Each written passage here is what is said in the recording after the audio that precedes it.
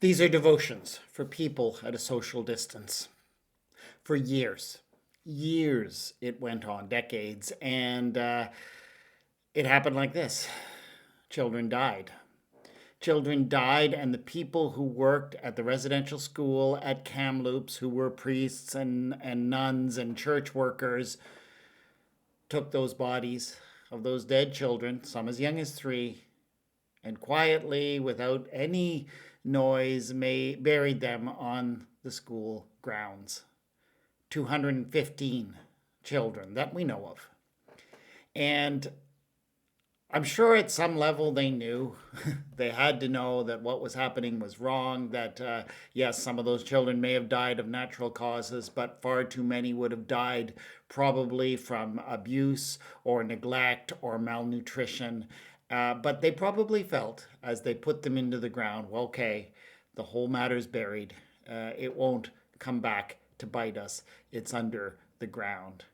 And of course, as we all know this week, the blood of those children cried out to the nation from in the ground. They're still in the ground. They're probably likely not to be removed anytime soon. But using technology, those remains have been discovered, and it's setting off all kinds of reactions across the country, as, of course, well it should. I was thinking about these events. I can't help but think about these events. I hope most Canadians can't help but think about these events as I was reading in my devotions this morning, and I turned to the story of Cain and Abel in the 4th chapter of the book of Genesis. And because of what's going on right now, I came to see, just in my reflections this morning, this very familiar story in very different ways. The story of Cain and Abel really is a story of two different cultures that clash, particularly over its relationship with the land. So Abel is a herder. And so lives kind of lightly on the land and lives nomadically, moving from place to place. Well, Cain is an agriculturalist who plants crops and so has a very different relationship to the land, where he remains in place and has to feel a certain personal ownership of the land, because in order for those crops to grow, he needs to remain in the same place for a long period of time. He needs to own the land. So the clash, I have to assume, between Cain and Abel is really about this fundamental difference over how we approach the land and who owns the land.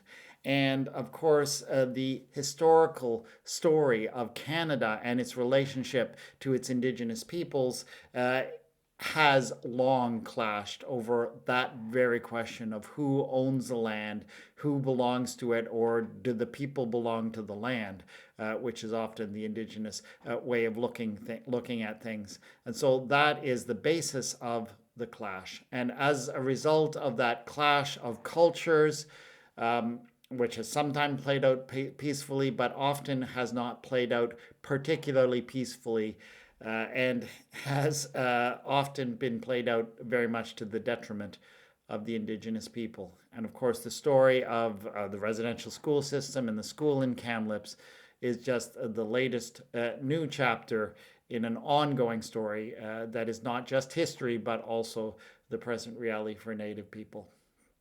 So, where are we now?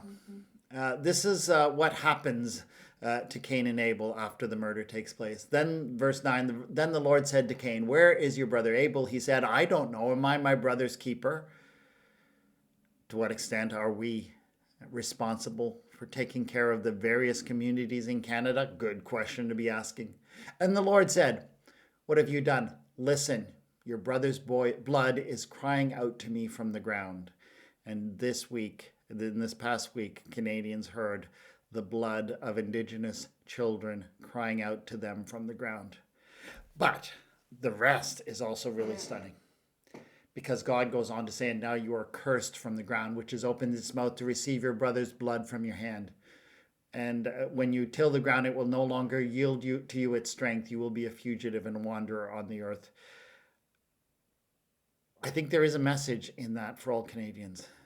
Because this dispute is related to the land, because the land cries out, the ground cries out to us, we need to pay attention to this. We need to rethink our relationship. We are all of us, dependent upon this land that yields to us its riches, that yields to us its bounty, and we need to be in right relationship with the land, and we cannot be that unless we are in the right relationship with all who live on it, even if their traditional cultures have a very different approach to the land. So these are all things that I think we need to be looking at and rethinking and renewing in these days. The cry of the blood from the earth is a cry we need to listen to, and we need to allow it to open our hearts up for real and genuine change. These are the thoughts that came to me in my devotions this morning. I hope you will think on these things. Lord our God, thank you for the cry that we have heard. As much as we abhor all that led up to this cry going out, let us heed the cry from the earth. Let us change and rethink our relationship both to the land and to all of the people who live on the land. Amen.